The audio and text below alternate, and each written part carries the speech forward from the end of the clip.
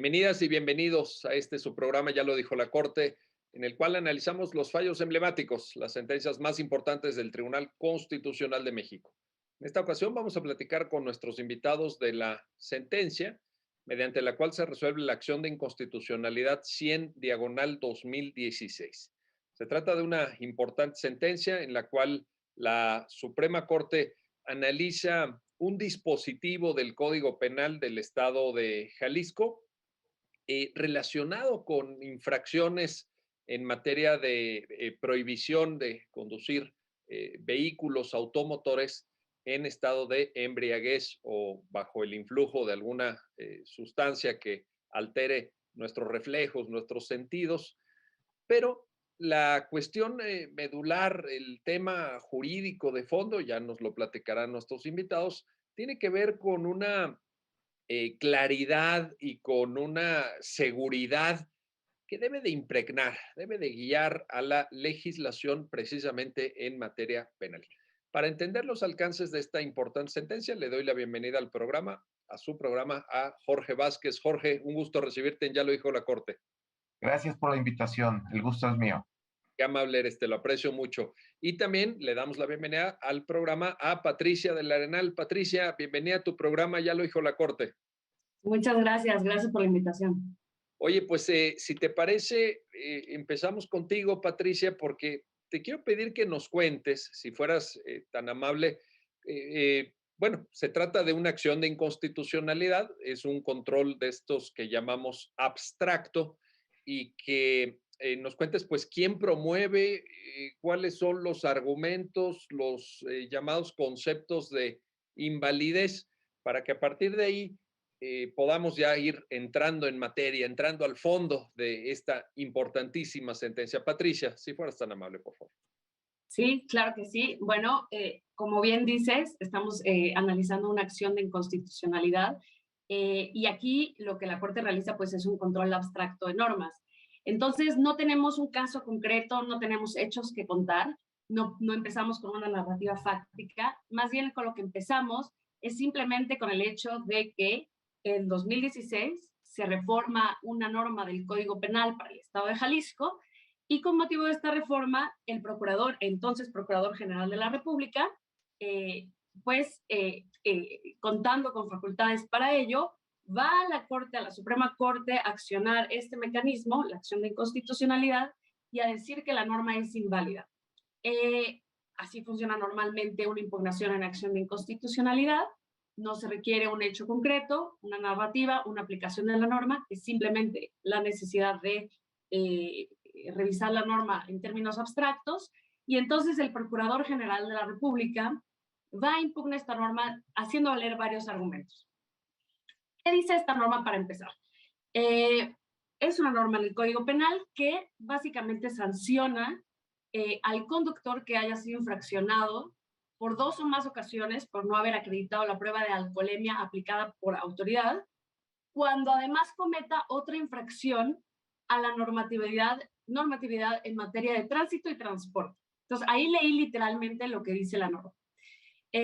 Si se fijan, la estructura de este supuesto es básicamente que se requiere 2 infracciones previas a las pruebas de alcoholemia, ¿no?, aplicadas por la autoridad competente, y además otra posterior, pero ahora sí, cualquier infracción a la normatividad en materia de tránsito y transporte, así de general, ¿no?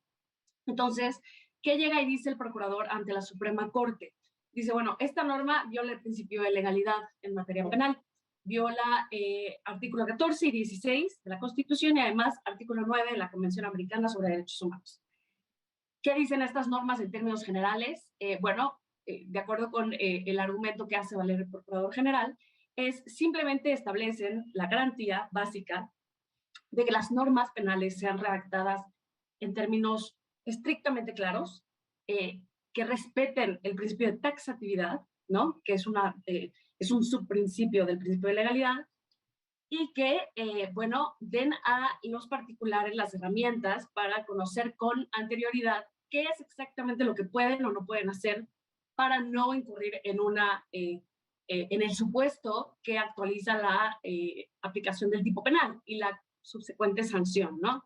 Y en este caso olvidé mencionar que, bueno, la norma establece una sanción penal que en este caso no requería pena de prisión, pero sí hablaba de 120 jornadas de trabajo a favor de la comunidad, una multa importante de 100 a 250 unidades de actualización, unidades de medida de actualización, e inhabilitación de 3 meses a 2 años para manejar vehículos de motor. Entonces, el procurador dice, bueno, esto es una norma penal, ¿no? Con independencia de cuál sea la sanción, es una norma penal, y la exigencia constitucional es que el supuesto que permite aplicar esa sanción esté establecido en términos claros. Y el problema es que cuando yo veo esa norma, dice, ¿qué es normatividad en materia de tránsito y transporte? Es demasiado amplio. ¿Qué ocurre? ¿Cómo va a saber el particular cómo inhibirse, cómo no incurrir en esta conducta? Dice, aquí el problema es que se está generando un reenvío a otros ordenamientos, particularmente en materia administrativa, que tienen que ver con movilidad y tránsito, y entonces se deja en manos del juzgador decidir exactamente qué otras infracciones son las que se pueden cometer y entonces actualizar el tipo penal. Y eso es un reenvío y es una prohibición de norma penal en blanco, que a su vez pues es una de las exigencias del principio de legalidad en materia penal, ¿no? Entonces, en esencia y en muy resumidas cuentas, yo diría que ese es el gran argumento de la parte que va a accionar este mecanismo de control.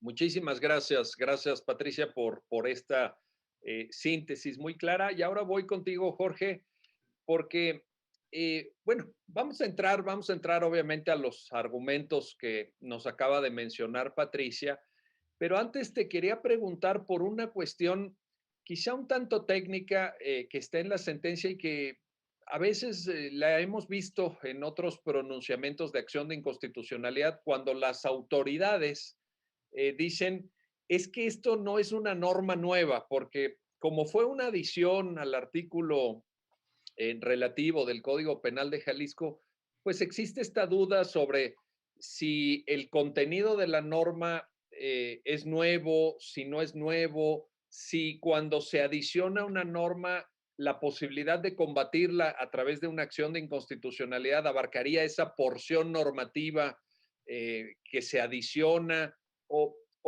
cómo está ahí la cuestión. Cuéntanos un poquito, Jorge, porque, insisto, puede parecer un tecnicismo, ¿no? De estas cosas que nos encantan a los abogados, a las abogadas, pero pues aparece el tema y en este caso, pues también anda por ahí, ¿verdad? Cuéntanos, Jorge, por favor, si fueras tan amable. Sí, con mucho gusto. Uno de los planteamientos al rendir sus informes justificados las autoridades es precisamente con relación a este punto. ¿Por qué? Porque el artículo 122 del Código Penal del Estado de Jalisco, pues data precisamente de la época en que se expide el código en el año de 1982.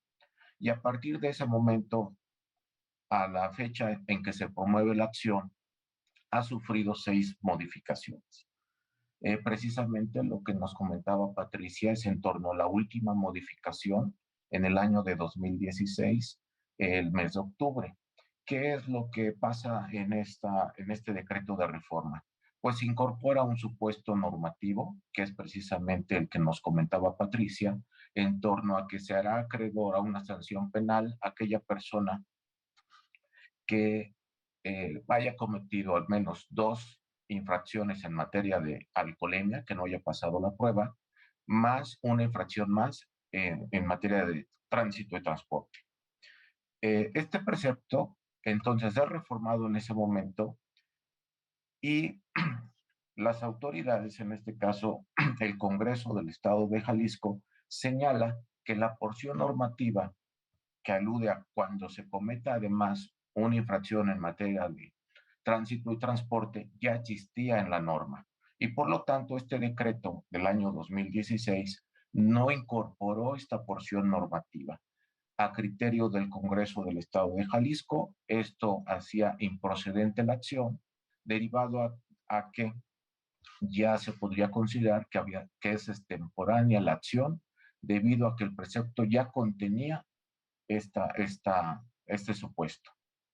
Bien, esto da lugar a un estudio por parte precisamente del Pleno de la Corte en torno a si estamos o no ante un nuevo acto legislativo. Y es precisamente el tema que nos estabas comentando, que es muy importante, que va más allá de un aspecto técnico porque tiene que ver precisamente con la procedencia de la acción. Digamos que hay ocasiones en que se está tratando de combatir una norma, pero ya no se está en el tiempo que establece la normatividad para ello, ¿no? Yo había comentado que, bueno, el precepto ha sido reformado o había sido reformado en 6 ocasiones. Entonces, el Procurador General de la República promueve la acción en torno a esta última modificación del año 2016. Y esto exige para el Pleno de la Corte un análisis sobre si estamos o no ante un nuevo acto legislativo. Y aquí la Suprema Corte ha desarrollado una doctrina que podríamos señalar ha pasado de un criterio meramente formal a un criterio más complejo para analizar cuándo estamos o no en presencia de un nuevo acto legislativo. Por ejemplo, en esta evolución del criterio podría señalar que la primera ocasión en que la Corte analiza un tema similar es más o menos principios de los años 2000, en donde el criterio es meramente formal, es decir, estoy ante un nuevo acto legislativo cuando hay un proceso legislativo. Es un criterio formal, hay un proceso legislativo, no me voy a fijar en el resultado, simplemente hay una discusión entre los representantes de la población en un proceso legislativo previsto en la Constitución y con independencia del resultado, el resultado es un nuevo acto legislativo, es un criterio meramente formal. Más adelante, por ejemplo, en el año 2007, el Pleno vuelve a analizar este punto y se pregunta, ¿cuándo estoy ante un nuevo acto legislativo? Y entonces señala que si la reforma no está encaminada a modificar el contenido de la norma, entonces no es un nuevo acto legislativo. Y aquí se adopta en el año 2007 un criterio material, es decir, ya no me voy a fijar única y exclusivamente si hay un proceso legislativo, sino en el resultado. ¿Se modifica o no el contenido de la norma? Si hay una modificación, estoy en presencia de un nuevo acto legislativo. Bien, en el año 2008 se hace una precisión muy interesante porque se dice que no nos tenemos que fijar en la intención manifestada del poder legislativo, sino en el resultado. Es decir, durante el proceso legislativo pudieron haber dicho que su intención no era reformar un precepto, pero del texto aprobado se analiza y se dice si hubo una modificación. Entonces se reitera el criterio material para determinar si estoy o no en presencia de un nuevo acto legislativo. Más adelante, por ejemplo, en el año 2009, 2010, este análisis tiene que ver con lo que conocemos como un sistema normativo. En ocasiones las normas se vinculan unas con otras para entender, por ejemplo, una institución o una figura jurídica, y cuando una de estas normas que integran este sistema se modifica, entonces se está alterando el sistema en su conjunto. Esto se ha analizado también para la procedencia de la acción de inconstitucionalidad y se ha llegado a la conclusión de que en estos casos estamos ante un nuevo acto legislativo y aquí ya se empieza a ver entonces eh, lo que yo podría identificar como un criterio híbrido. Ya tiene una parte formal, que es un proceso legislativo, y una parte material, que es el contenido, modificación del contenido de la norma. Y finalmente, que es el criterio actual en el año 2016, se exigen 2 requisitos. Para que estemos en presencia de un nuevo acto legislativo, se requiere tanto el proceso legislativo, que es criterio formal, más una modificación sustantiva al contenido del precepto, que es un criterio material, y con base en estas 2 exigencias, se llega o no a la conclusión de si estamos ante un nuevo acto legislativo. En el caso concreto, El artículo 122 del Código Penal del Estado de Jalisco sí tiene un cambio en el contenido del precepto. Se incorpora un supuesto adicional que ya habíamos comentado, que yo podría decir que es como reincidir en la conducción bajo los efectos del alcohol, un automotor.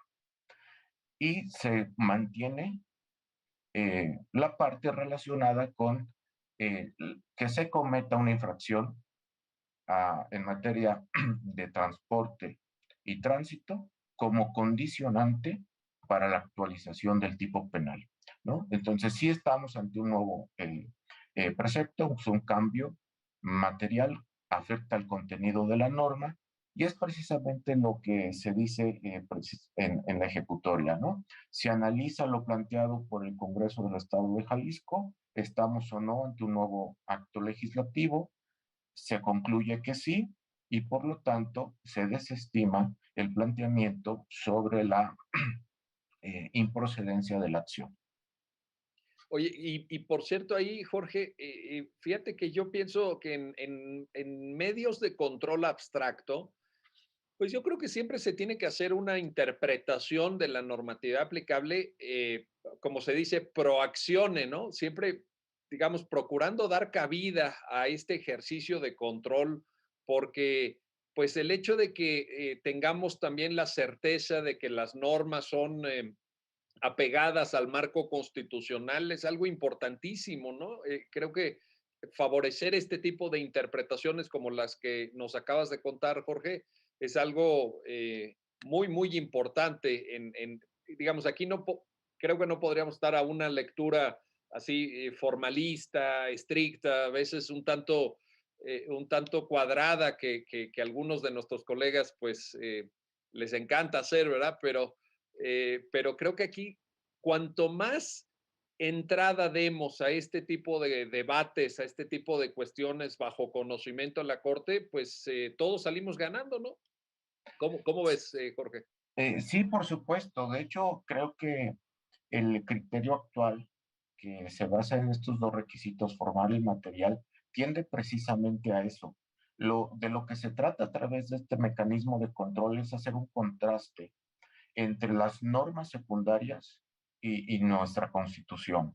Y pues entendiendo el parámetro de regularidad, constitución más tratados en materia de derechos humanos. Entonces, facilitar precisamente este análisis a través de olvidarnos de esos requisitos estrictos formales para la procedencia de la acción, nos permite precisamente a los ciudadanos contar con mecanismos que analicen los preceptos secundarios a la luz de este parámetro y desde luego con la intención, por ejemplo, en el caso concreto, como vamos a ver, de que se dé certeza jurídica a los ciudadanos sobre el contenido de una norma y esto también facilita el que estas normas no se apliquen de manera parcial, ¿no? Porque lo que se busca es la claridad tanto para el juzgador como para el ciudadano, ¿no? Que el ciudadano sepa qué está prohibido y qué no, y que el juez no tenga problemas en la aplicación exacta de la ley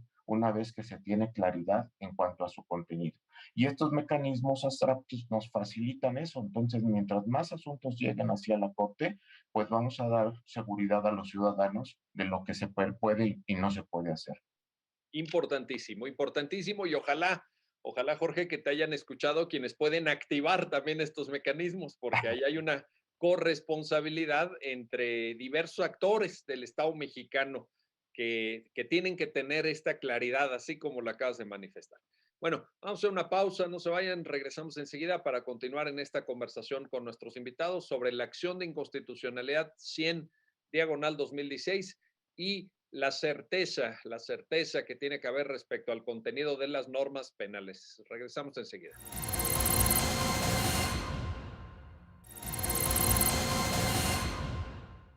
Ya estamos de vuelta, ya estamos de regreso para continuar en este análisis y comentario de la sentencia que resuelve la acción de inconstitucionalidad 100 diagonal 2016. Y quiero regresar contigo, Patricia del Arenal, para plantearte lo siguiente. El punto, ya entrando al fondo, ya entrando en materia, el punto de partida, tal vez, y ahí es donde te pido que nos compartas tu conocimiento, un área en la que tú eres experta y te has dedicado muchísimo, que es el área penal.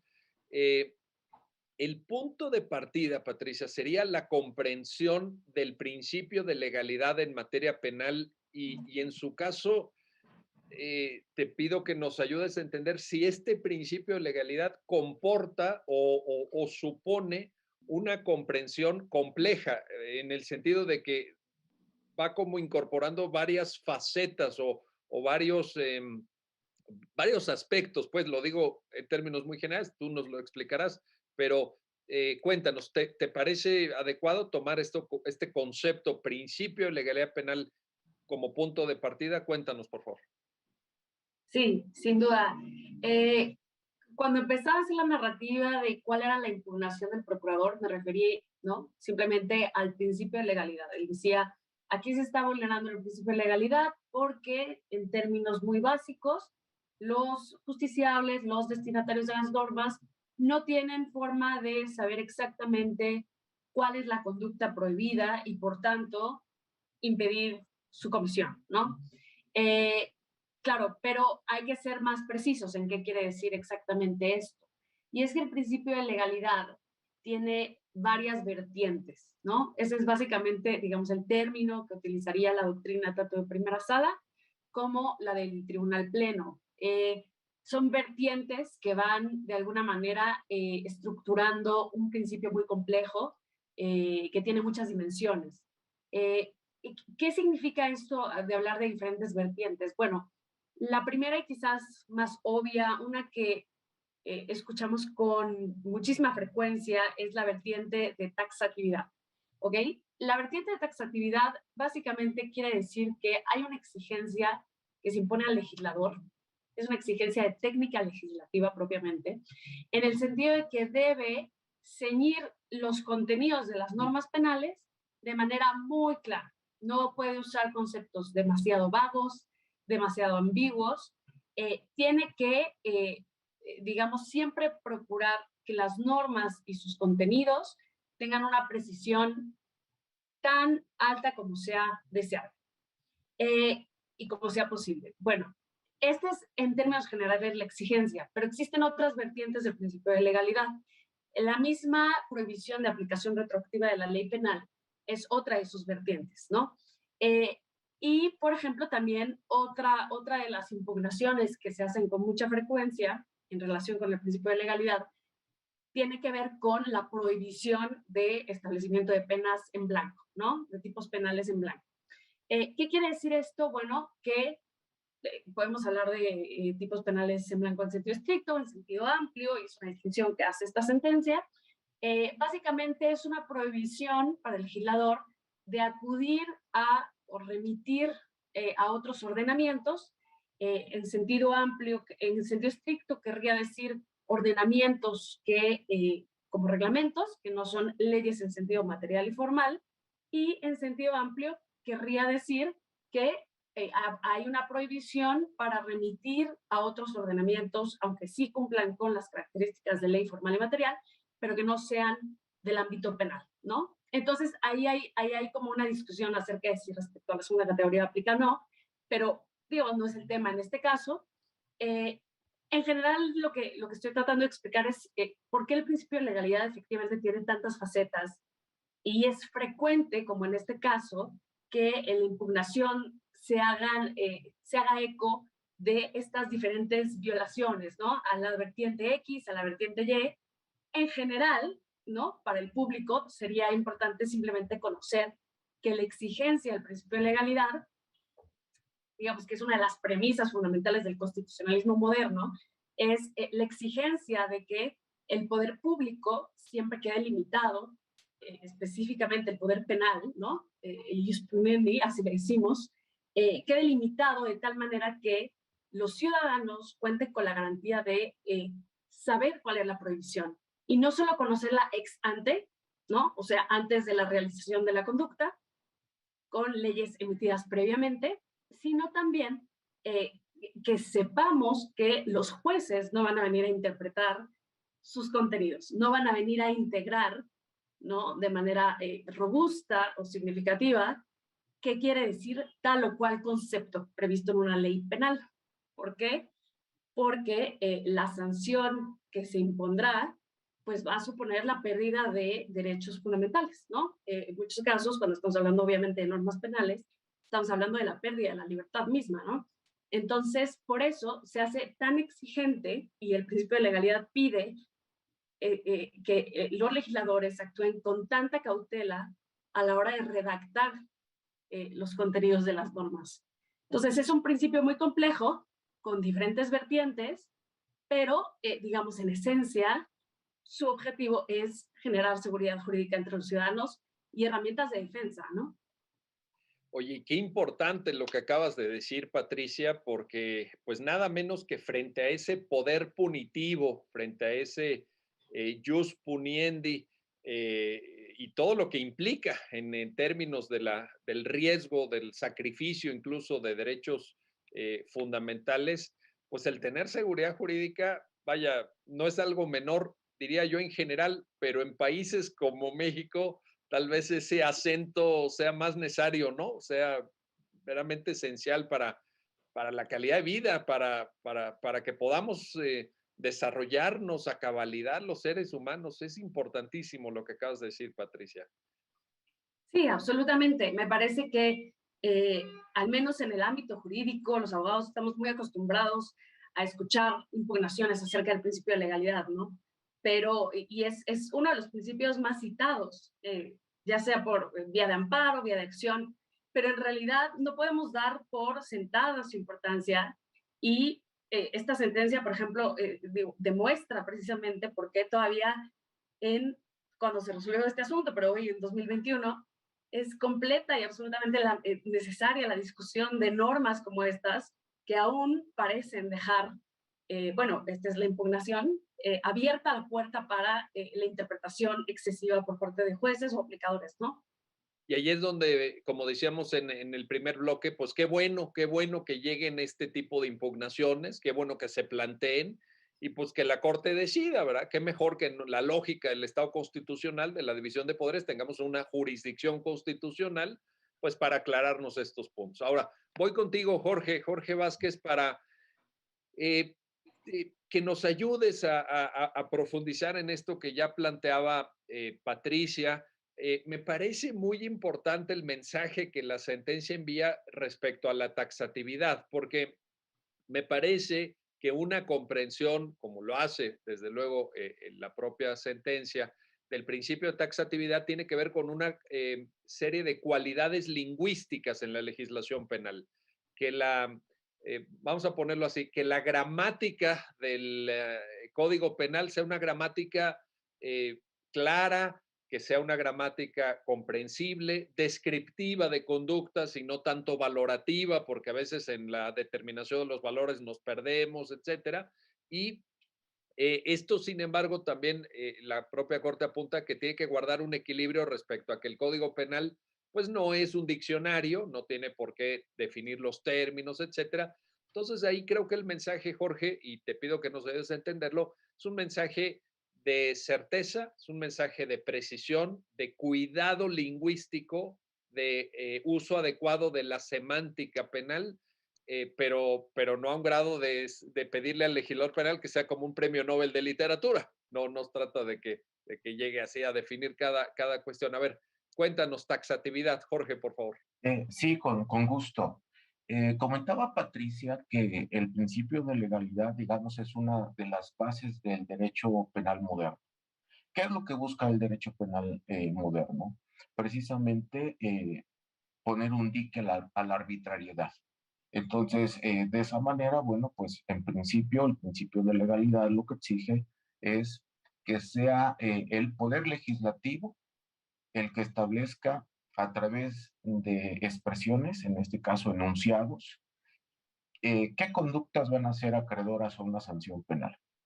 ¿Y cómo se debe de hacer esto? Bueno, a través de normas formales y materialmente legislativas, y no podemos soslayar que existe cierta tensión, y así lo refleja la ejecutoria, entre lo que podríamos decir la precisión la medida de lo, digamos, la mayor precisión posible y la flexibilidad que también deben tener los preceptos a la hora de su aplicación.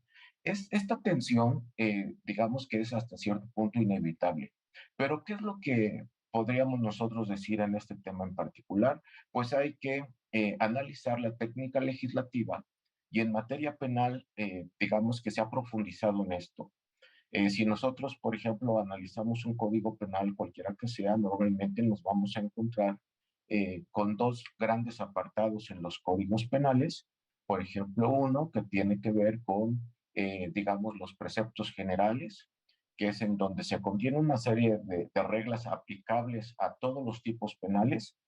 Y un segundo apartado que son precisamente los tipos penales, ¿no? Entonces, cuando vamos a analizar el contenido de un tipo penal, normalmente nos vamos a vincular estas dos partes, la parte general y la parte especial. Esto o le ayuda al juez a analizar, por ejemplo, conceptos como dolo, culpa, autoría, participación, que se encuentran en la parte general. Y vamos a ser muy exigentes cuando analicemos la parte especial que tiene que ver precisamente con los tipos penales, que es en donde podríamos decir que tiene que estar el núcleo esencial de la conducta prohibida. El artículo 122 que estamos comentando, que fue materia de esta acción de inconstitucionalidad, bueno, pues corresponde a la parte especial, es un tipo penal, su entendimiento se tiene que hacer a la luz de la parte general, en este caso del Código Penal del Estado de Jalisco, pero cuidando, por ejemplo, cuál fue la técnica del legislador para poder comunicarle a la población lo que quiso prohibir e incluso sancionar penalmente, ¿no? En este caso, bueno, pues la ejecutoria analiza este tema y dice, no podemos negar que hay cierta tensión entre precisión y flexibilidad. Tampoco podemos negar que el tema de la precisión es un tema de grado. Es decir, no podemos buscar algo absoluto, tenemos que analizar la norma en función de su gramática, que se había comentado ya, pero también en el contexto en donde se desarrolla la norma y sus posibles destinatarios. Ahora, ¿cuál es el problema que a veces sucede? Pues la remisión que hace el legislador a otras normas. Y entonces ahí podríamos nosotros pensar que se empieza a perder precisión, claridad, y los operadores jurídicos entonces ya no solamente tienen que ir a la parte general de los códigos penales, sino a otros sistemas normativos que pueden ser leyes en sentido formal y material o bien normas de rango inferior. Hay también otro aspecto de la sentencia que me gustaría comentar, y es que se dice que el legislador tiene que preferir conceptos descriptivos y no tanto conceptos valorativos. En los tipos penales, para los que bueno, nos dedicamos a esta materia, sabemos que son descripciones que hace el legislador de conductas y que a veces incorpora elementos que son objetivos, descriptivos, que no tenemos ningún problema, pero a veces se introducen valoraciones o elementos valorativos. Y estos elementos valorativos son normalmente los discutibles. ¿Por qué? Porque su entendimiento requiere una interpretación, a veces es una valoración jurídica, a veces es una valoración cultural. Entonces, en esta sentencia lo que se dice, legislador procura o prefiere conceptos descriptivos a los valorativos. También hay una parte bueno, me gustaría comentar, y es que eh, las normas penales que exigen menos elementos en su conformación, normalmente están encaminadas a proteger bienes jurídicos de mayor importancia. Si nosotros leemos, por ejemplo, el tipo penal de homicidio, pues vamos a ver que tiene muy pocos elementos, porque está protegiendo el bien jurídico vida y lo hace de una manera, digamos, más simple, ¿no? Pero si vemos tipos penales, por ejemplo, más complejos, entonces el legislador va a incorporar mayores elementos que es necesario satisfacer para que se diga que la conducta encuadra en la descripción, ¿no? Entonces, la técnica legislativa debe de tomar en cuenta la importancia del bien jurídico para ver si es un tipo penal más amplio o menos amplio, preferir conceptos que sean de fácil entendimiento, que son los descriptivos, como lo sugiere la sentencia del Tribunal Pleno, a los conceptos valorativos y procurar no hacer remisiones a otros ordenamientos. Claro, como yo decía, es una cuestión de grado, a veces es imposible no hacer una remisión, pero si se va a hacer una remisión, que sea en casos excepcionales y procurando no hacerlo a normas de rango inferior, porque precisamente el principio de legalidad surge para que sean los representantes del pueblo los que, digamos, en una idea del contrato social, sean los que le permitan al Estado ejercer su poder sancionador cuando el propio legislativo lo diga. Es como que una forma de evitar la arbitrariedad y pasar de el absolutismo a una división de poderes donde los representantes del pueblo pues están precisamente creando las normas penales. Producto del pensamiento ilustrado, todo esto, porque precisamente el rechazo del absolutismo, de la ausencia de la división de poderes, es lo que permite afianzar estos principios que con tanta claridad, con tanta profundidad, Jorge, nos acabas de explicar en una cátedra casi de derecho penal, la acabas de sintetizar, casi un curso de derecho penal, y también aquí este mensaje que nos acabas de compartir amablemente, Jorge, pues va, creo, hacia el ciudadano, hacia el destinatario de la norma, pero también a quien tiene la enorme, delicada responsabilidad de crear o modificar la norma. Esto es algo que debe de llegar también a esos representantes populares a los que aludías con tanta razón, pues para que se tomen esto en serio. Esto no es cualquier cosa, esto es algo muy importante. Bueno, vamos a hacer una pausa, no se vayan, regresamos enseguida para continuar en este análisis sobre la acción de inconstitucionalidad 100 diagonal 2016 con nuestros invitados. Regresamos enseguida.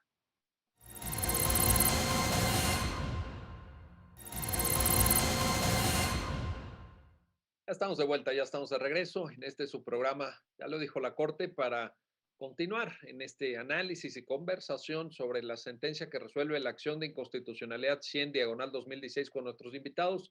Y ahora quiero regresar contigo, Patricia Larenal, para plantearte lo siguiente. Tú misma, al inicio, en referencia al contenido de este artículo 122 del Código Penal de Jalisco, mencionabas algo que también Jorge pues, nos dio favor de comentar antes de la pausa, el tema del reenvío. Y ahí es donde te pido una explicación para que nos ayudes a entender eh, qué fue lo que la Corte señala al respecto en la sentencia, cómo juega aquí, creo, el concepto, la vertiente que tú misma nos aclarabas del principio de legalidad penal que se llama la reserva de ley, y específicamente porque, como tú misma decías, el 122 del Código Penal de Jalisco reenvía a la normatividad. Esa palabra es algo, creo, muy significativo. El uso en el artículo de la palabra normatividad, que no es lo mismo que la palabra ley, por ejemplo, o que la palabra código, etcétera. Eh, entremos ese tema, Patricia, si fueras tan amable. Sí, claro que sí. Bueno, como les mencionaba al inicio, entonces estamos frente a la impugnación de una norma que básicamente establecía como un supuesto, el supuesto del tipo penal, que si hubiera a quien conduzca habiendo cometido 2 infracciones previas, cuando menos, por no haber acreditado la prueba de alcoholemia, y además cometa una infracción más a la normatividad en materia de tránsito y transporte. Entonces, como dices, Miguel, precisamente aquí, digamos, lo que genera el análisis, la disputa, es qué entendemos por normatividad así en general en materia de tránsito y transporte. Y aquí es interesante recordar cuál es como la defensa de los poderes locales. El Congreso local dice, cuando me refería a normatividad en materia de tránsito y transporte, me quise referir a los puestos que están establecidos en la Ley de Movilidad Local. Y ahí vas a encontrar los supuestos, ¿no? Entonces, hay una remisión a una ley y ahí están establecidos. Pero, por ejemplo, el mismo Ejecutivo local del Estado de Jalisco llega y dice, no, a lo que se refiere esta norma es a otro tipo de infracciones relacionadas con el no acreditar pruebas de alcoholemia o cualquier conducta relacionada con conducir vehículos bajo el influjo de alcohol o estupefacientes, ¿no? Entonces, la sentencia se encuentra con este problema, el Pleno, y dice, esto no es claro, ¿no? O sea, efectivamente hay una disputa entre los propios poderes que vienen a defender su norma, ¿no? Y por otro lado, yo leo el contenido de esta norma y me parece claro que al referirse a normatividad en materia de tránsito y transporte, está aludiendo a un sinfín de conductas previstas por cualquier ordenamiento relacionado con tránsito y transporte. Entonces es demasiado amplio. ¿Por qué es aquí relevante la discusión del reenvío, ¿no? O de reserva de ley? Porque efectivamente no hay nada en el contenido de esta norma que nos diga que solamente podemos entender que se refiere a otras leyes en sentido formal y material. Entonces también puede incluir conductas previstas en reglamentos administrativos. Y por otro lado, tampoco sabemos qué conductas sí y cuáles no forman parte de la materia de tránsito y transporte. Tenemos una intuición relativamente clara acerca de qué significa esto, sí, pero si tú ves todo el contenido de esas disposiciones, vas a ver que es una gran variedad de conductas las que están ahí previstas y por tanto se vuelve prácticamente imposible saber cuáles sí y cuáles no están incluidas dentro de la prohibición, cuáles son las fuentes normativas a las que yo como particular debo acudir, ¿no? Y entonces no sé si debo estudiar todo el reglamento de tránsito, no sé si debo estudiar la ley de movilidad, y si sí, cuáles de esas conductas, porque es una gran variedad, para saber cuándo voy a estar en el supuesto que prohíbe la norma, ¿no? Y aquí la sentencia hace un ejercicio, digamos, bastante exhaustivo, ¿no? Un poco incluso cansado, diría yo, de copiar y pegar cuáles son todas esas normas de tránsito y transporte, la gran variedad, el gran universo de infracciones que existen en esta materia, para demostrar que simplemente es muy, muy difícil para un particular prever cuál de todas ellas va a actualizar el supuesto de esta norma penal, ¿no? Entre ellas, por ejemplo, está, bueno, es que es una gran variedad, pero la falta de uso de cinturón de seguridad, el indebido equipamiento de sistemas de retención infantil, el conducir con mascotas, en fin, todas infracciones propias del reglamento de materia de tránsito y transporte, pero es una gran infinidad de conductas previstas en diferentes ordenamientos que no dan luz al particular de cómo evitar incurrir en el supuesto que prohíbe la norma penal.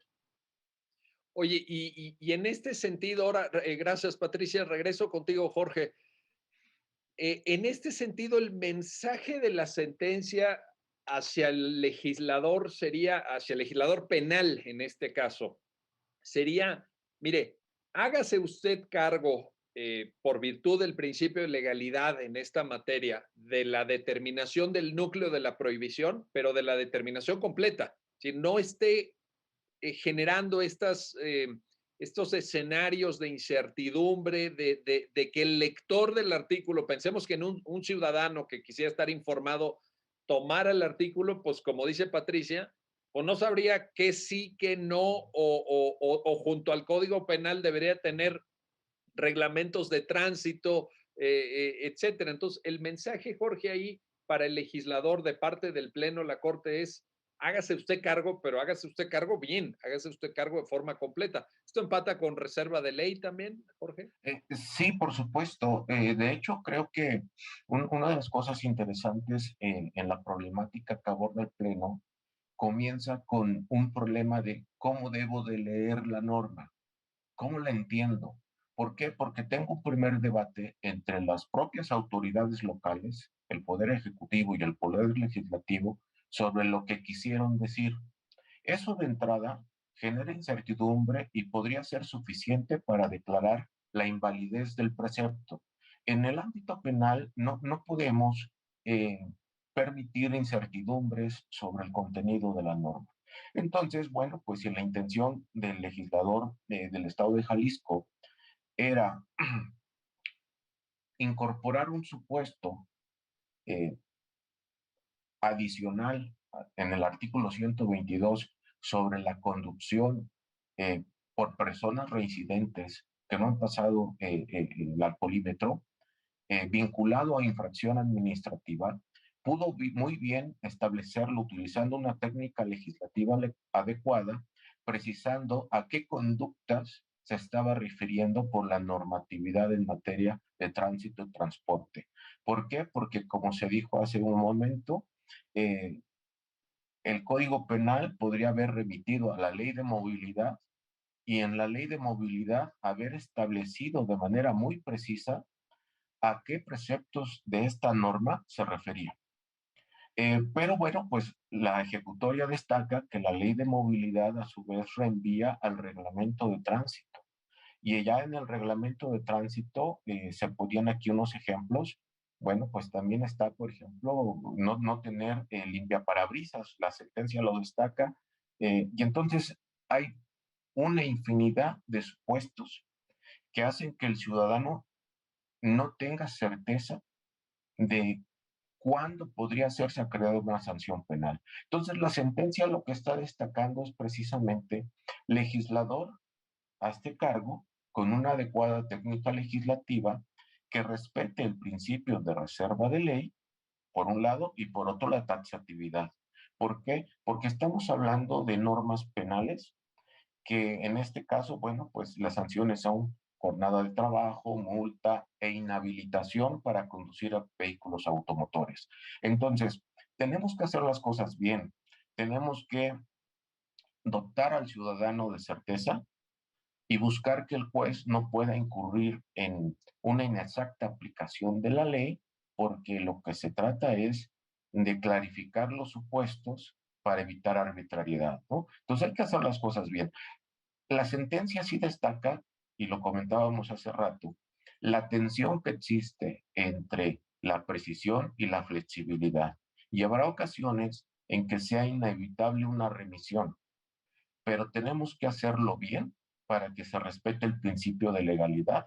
En estas dos vertientes que estamos comentando, taxatividad, reserva de ley, ¿no?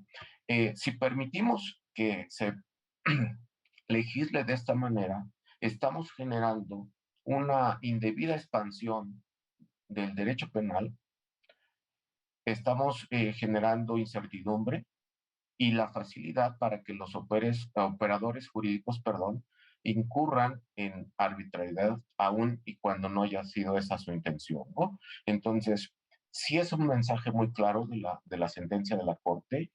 Mira, lo puedes hacer, pero hazlo bien. Y precisamente por eso el mensaje sí está encaminado a que es válido porque pues al final del día el mayor número de problemas que tenemos en materia de tránsito deriva de conducción en estados inconvenientes por consumo de alcohol o de sustancias ya sea psicotrópicos o estupefacientes, ¿no? O sea, eso nos queda muy claro, pero tenemos que procurar que las normas sean precisas y que permitan precisamente su adecuada aplicación. Ahí está el mensaje clarísimo. Regreso contigo, Patricia, para plantarte lo siguiente. Cuéntanos sobre los efectos de las sentencias, bueno, de estas sentencias. Una vez que la Corte desarrolla todos estos argumentos que tanto Jorge como tú acaban de referir y que pues manda mensajes clarísimos, ¿no? Muy exhaustivos y exigentes al legislador penal. ¿Cómo está el tema de los efectos ya propiamente en la sentencia, Patricia, por favor? Sí, claro. De hecho, creo que esta sentencia es una de las, digamos, más interesantes en este tema en materia de efectos, porque establece, digamos, varias cosas que a veces suelen pasar desapercibidas en las discusiones de estos temas de acción de inconstitucionalidad, y me parece que es un buen recordatorio de cuáles son un poco como las reglas que se deben seguir en acciones de inconstitucionalidad específicamente atinentes a normas penales, ¿no? Entonces, ¿qué pasa? Bueno, la Corte efectivamente llega a la conclusión de que la norma es inválida. Estamos frente a un tipo penal que viola el principio de legalidad y la consecuencia es decretar su invalidez, y esto quiere decir expulsarla por completo del ordenamiento jurídico. Pero como decía antes, en la acción de inconstitucionalidad no es que haya un caso concreto, ¿no? No viene un particular en contra de algún acto de autoridad, si sucede en el juicio de amparo, y entonces en una acción de inconstitucionalidad simplemente lo que tiene que hacer el Tribunal Pleno es decir, esta norma que he considerado inválida, que he considerado contraria al parámetro de regularidad constitucional, debe ser excluida por completo del ordenamiento jurídico, casi como lo haría el legislador negativo, ¿no? Excluyendo el ordenamiento jurídico X norma. ¿Y esto qué debe pasar, ¿no? A partir de cuándo surte sus efectos, digamos, ¿qué implica? Y en materia penal tenemos una disposición muy puntual y muy clara en el sentido de que los efectos de esa invalidez deben ser retroactivos. ¿Qué quiere decir esto? Que la norma nunca debió existir y por tanto surte efectos esa invalidez para todos aquellos casos en los que esta norma se haya aplicado en el pasado.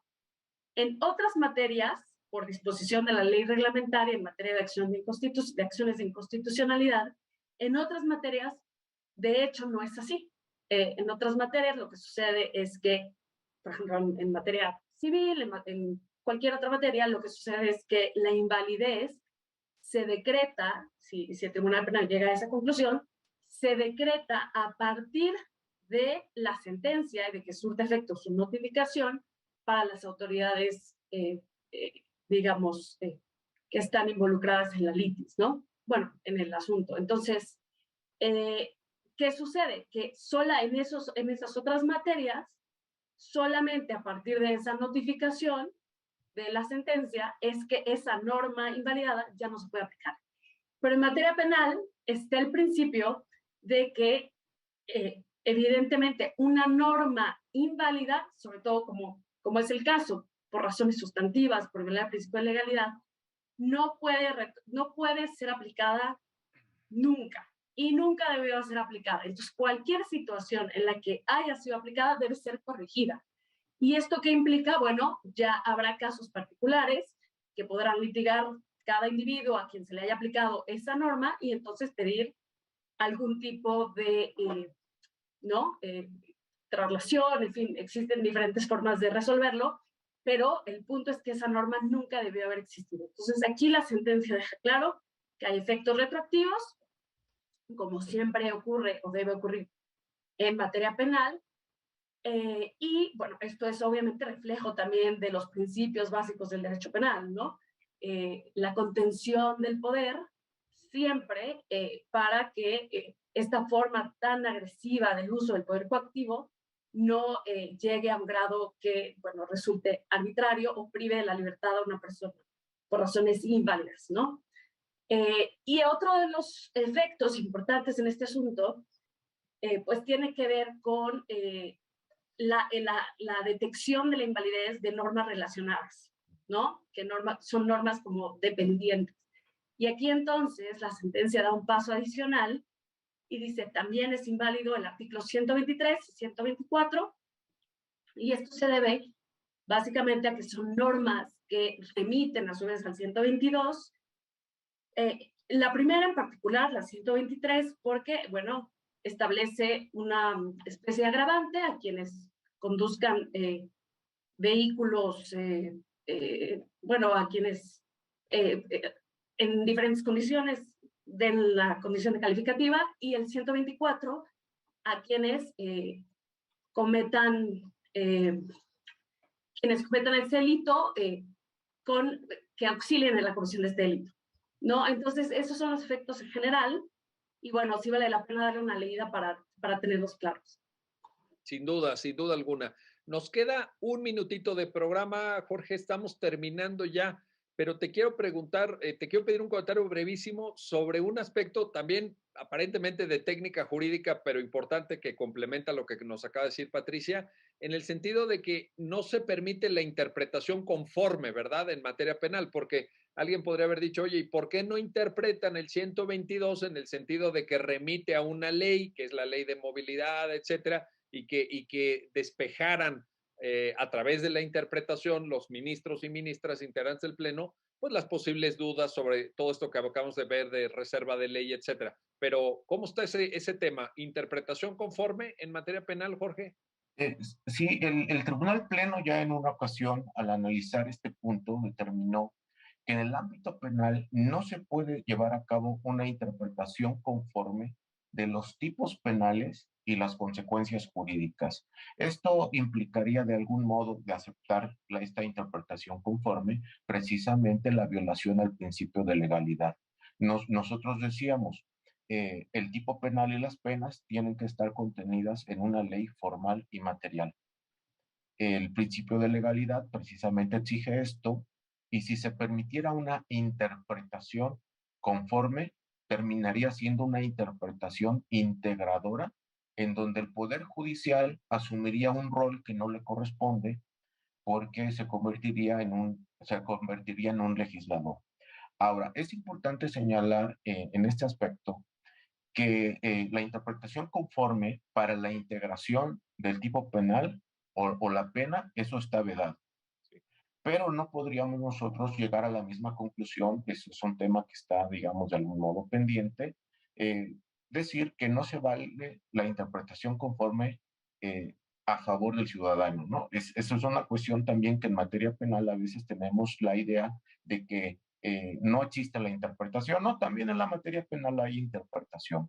Y esta interpretación en un momento dado podría aceptarse, la que es conforme, siempre y cuando sea en beneficio del ciudadano, porque lo que se buscaría sería proteger los derechos fundamentales, ¿no? Entonces, creo que en ese sentido, bueno, pues lo que tendríamos que decir es interpretación conforme no para la integración de tipos penales y consecuencias jurídico-penales. ¿Por qué? Porque se violaría el principio de legalidad. Ahí está, perfectamente explicado. Jorge Vázquez, Patricia del Arenal, gracias a los dos por ayudarnos a entender el alcance, el contenido de esta importante sentencia, y gracias a usted que hace posible su programa, ya lo dijo la Corte, en el cual analizamos los fallos emblemáticos, las sentencias más relevantes del Tribunal Constitucional de México. Hasta pronto.